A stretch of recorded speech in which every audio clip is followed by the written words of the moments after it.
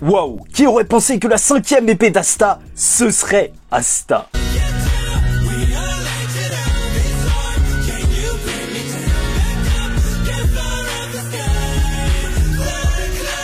Mesdames et messieurs, ici Chaz et on se retrouve aujourd'hui pour la review du chapitre 339 de Black Clover Séparation Céleste, et c'est plutôt badass puisque c'est la technique que Asta va apprendre à maîtriser. La semaine prochaine, on aura plus d'infos concernant le film normalement, et c'est un chapitre avec énormément d'émotions et c'est ça que j'ai apprécié. Là, Asta il passe du désespoir à un début d'entraînement où en fait il va pas retrouver forcément de la motivation. Si, bien sûr, mais surtout il va être soulagé et c'est ça qui est vraiment beau. Et au-delà même de l'émotion, en vrai, le simple fait que le power-up ultime d'Asta, donc ce soit même pas une nouvelle technique, quelque chose d'autre qu'il apprendrait, mais juste en fait une exploration de tout ce qu'il a déjà, donc le ki, son pacte avec son bras.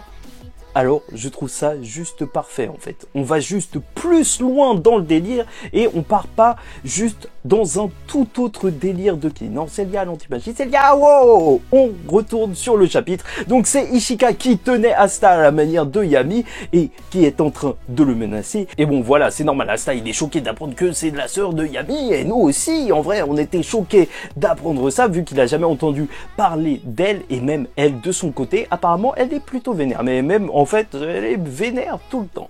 Moi, je dis pète. Ça te fera du bien. Et donc, t'as le peuple qui est autour, qui est en train de regarder la scène et justement qui s'interroge parce que c'est un étranger, Asta.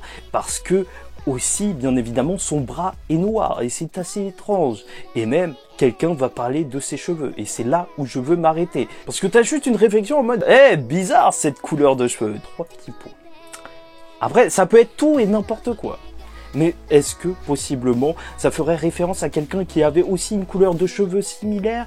Donc probablement le père d'Asta qui aurait traîné ici. Est-ce que c'est le début d'un secret? Parce que Tabata, il aime bien justement les foreshadowing.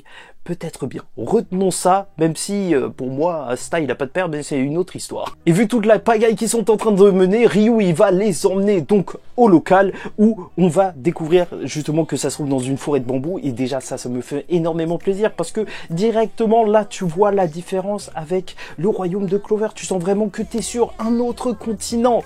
Et donc, alors, on va rencontrer Mikuria Fumito qui n'est autre que Tabata. Tabata, il s'est dessiné, il est complètement parti en vrille. En même temps, voilà, personnage de soutien, en même temps assez logique pour le mangaka, il s'est représenté et de toute manière, en plus, il fait de la nourriture et on sait très bien qu'une personne aime la nourriture et justement, Charmy qui est aussi inspiré de la femme de Tabata. Donc ils vont terminer ensemble, ça y est, j'ai spoilé tout le monde.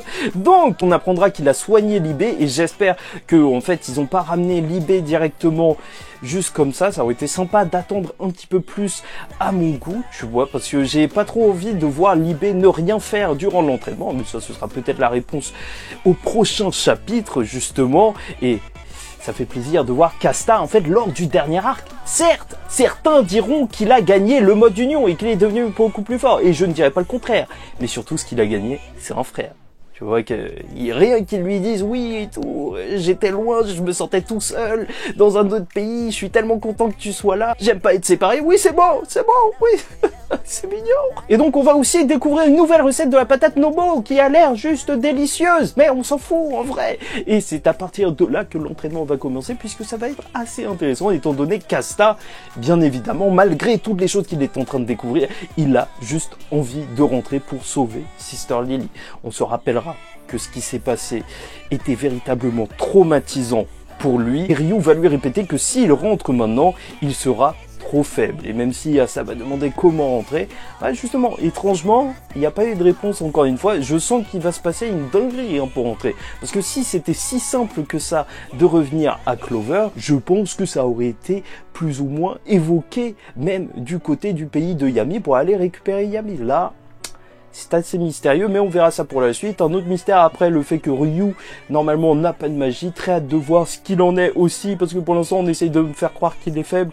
Je ne sais pas. Et bien sûr, lorsque Asta, il dit qu'il veut sauver ses camarades, je trouve que l'expression faciale d'Asta est juste excellente. En fait, lors de tout ce chapitre, c'est ça qui est vraiment fort. En fait, ça fait même depuis quelques chapitres, donc depuis que Asta, il est réveillé, à chaque chapitre, justement, tu sens qu'il est traumatisé par ce qui vient de se passer. Et ça, c'est véritablement important pour moi. Et Ryu, il lui dit, t'inquiète, t'as le temps, même si c'est assez mystérieux. Et bien sûr, Asta, face à ça, il va s'énerver. Oui, il le dit en vrai. Certes, il est censé avoir un power-up, mais il s'est déjà entraîné toute sa vie.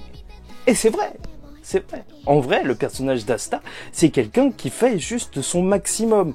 Et c'est là où tu sens que c'est assez fort, c'est que, en fait, face à Lucius, il s'est rendu compte que c'était insurmontable, tu vois. Il a fait le maximum et il s'est fait poutrer. Et au fond de lui, au final, il est en train de paniquer parce que il pense qu'il n'y arrivera pas. Et c'est là qu'Ishika, elle va lui lâcher une gifle. Et elle a raison. Comment il parle au shogun. Elle lui dit, je sais pas si tu veux mourir, mais aie un peu de respect pour le shogun. Ryu, elle est prête à le découper dans une pose qui nous rappelle bien évidemment Yami. Et ça, c'est magnifique.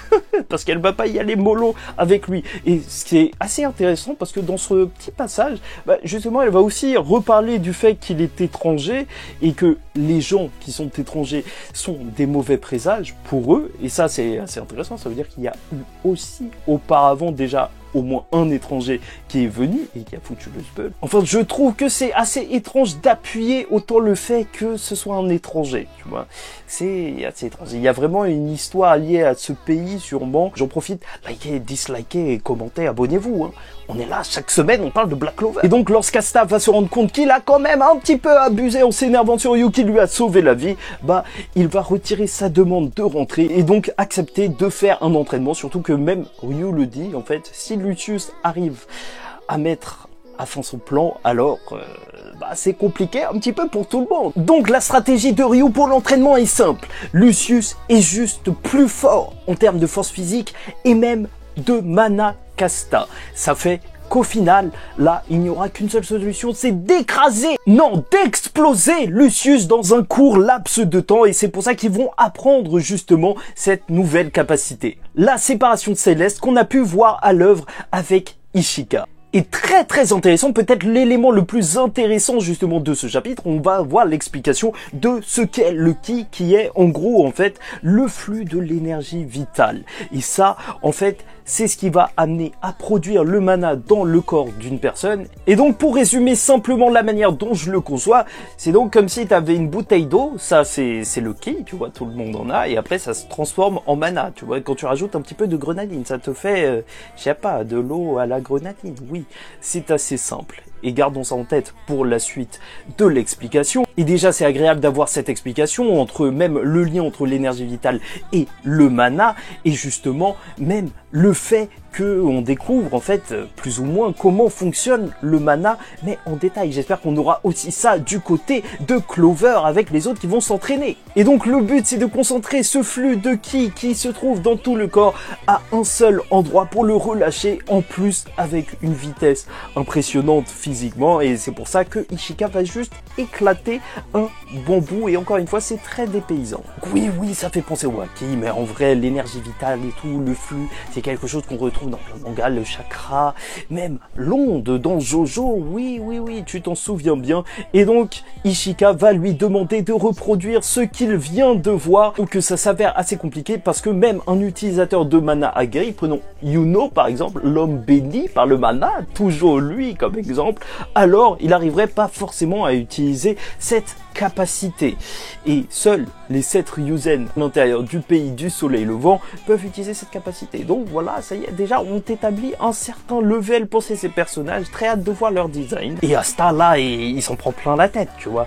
Ça veut dire il avait cette capacité depuis le début. Et il se demande en fait si en vrai au final ça marche pas comme la mana skin, en vrai des autres qu'ils utilisent avec le mana. C'est vrai que c'est intéressant, on peut même se demander si Yami il maîtrise cette capacité, parce que peut-être qu'au final il aurait pas justement eu le temps de l'apprendre dans son pays, et peut-être que même c'est Asta qui va apprendre ça à Yami, oui, possiblement, ou en tout cas Yami pourrait peut-être l'apprendre assez facilement de lui-même. Mais là où ça devient particulièrement intéressant, c'est que en fait, normalement, c'est lié à la magie, en fait, cette utilisation de ki de cette manière, comme je te l'ai dit, c'est de l'eau, et après tu rajoutes la grenadine, le mana, sauf que pour Asta, en fait, ce qui va se passer, c'est que vu qu'il a fait un contrat avec Libé, son bras est empli d'anti-magie, même son corps est empli d'anti-magie, ça fait qu'au final, ça va être une goutte de sirop de menthe, tu vois, dans le ki, et donc, il va te lâcher de l'anti-magie. Le ki, c'est vraiment une technique qui maîtrise le flux de l'énergie. Voilà, il faut vraiment voir ça comme ça. C'est logique vu que ça permettait justement de sentir ce flux d'énergie pour Asta. Et là, tu vas avoir une page badass, parce que ça y est, c'est le début de la fin. Cette nouvelle capacité d'Asta, avec un calme, tu vois, durant tout le chapitre, ça parle et tout. Mais là, calme, Asta, il est prêt. Directement, il va lancer son grand coup.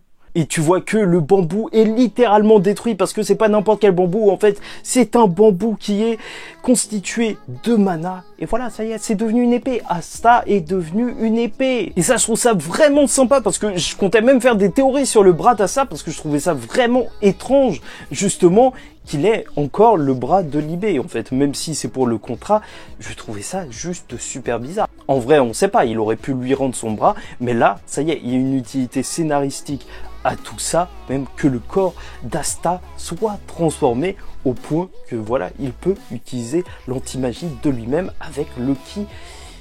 C'est fou. C'est fou ce qui est en train d'arriver. Et Ryu le dira bien, en fait, Asta avait déjà des bases solides, mais ne savait pas comment les mettre en valeur. Et ça, c'est beau, parce qu'il s'est entraîné toute sa vie, en fait. Ça lui arrive pas juste comme ça. C'est grâce à tous ses entraînements, tout ce qu'il a appris, que maintenant, il peut maîtriser ça. Et c'est ce qui arrive, en fait, souvent dans les entraînements de Black Clover, parce que tu vois, en vrai, avec l'arc Spade aussi, on l'avait pas vu durant 6 mois, et même plein d'autres personnages. Après, ils apprennent la magie ultime, le mode union et tout, et tu peux te dire que, ouais, ça arrive trop vite, mais en fait, c'est juste que en vrai, Tabata, il utilise l'ellipse comme ça. Il utilise ça juste pour que les personnages soient capables de débloquer une capacité par la suite. Tu vois, pour dire que, ça y est, ils se sont entraînés pendant 6 mois, ils sont devenus beaucoup plus forts. Maintenant, ils peuvent apprendre cette capacité. C'est pour ça que les entraînements dans Black Clover sont aussi rapides. Oui, donc on est à ça d'imaginer Asta lancer des Getsuga Tensho avec son bras directement. Et même, en gros, oui, il est peut-être devenu le Getsuga Tensho ultime, oui. Et donc sur la dernière page, et ça fait chaud au cœur quand même. On retrouve un Asta avec justement un visage qui est ultra soulagé. Et ça fait plaisir parce que voilà, ça fait des chapitres qui l'est traumatisé en fait. Que tu vois, même quand il est en train de rigoler, il fait tomber sa glace et il est en train de flipper. Parce qu'il sait qu'il se passe des dingueries de l'autre côté et il sait même pas comment y remédier. Mais là, il est soulagé parce qu'il sait maintenant qu'il peut encore devenir plus fort grâce à Ishika. En tout cas, ne vous inquiétez pas quant aux autres personnages parce que connaissant le style d'écriture de Tabata, il te montre un entraînement en entier d'un personnage sans montrer les résultats, puis il passe aux autres personnages. Et voilà, en fait, c'est pas des intrigues qui sont découpées à la One Piece où en fait tu vas suivre un petit peu tout le monde dans un chapitre. En fait, les chapitres ils sont concentrés sur un personnage puis sur un autre et donc je pense que bientôt on va retrouver nos chers camarades pour voir ce qu'ils sont en train de faire du côté de Clover et même notre cher Lucius. Mais ce qui est sûr, c'est qu'avec cette nouvelle capacité, Asta maintenant peut se battre seul. Il n'a pas d'épée, il n'a pas d'union avec Libé, même si en vrai c'est grâce au pouvoir de Libé, mais c'est autre chose. Maintenant, depuis tout ce chemin, arrivé au chapitre 339, voici la première capacité qu'Asta peut réaliser plus ou moins seul. C'est juste fou. Il va te faire des dingueries.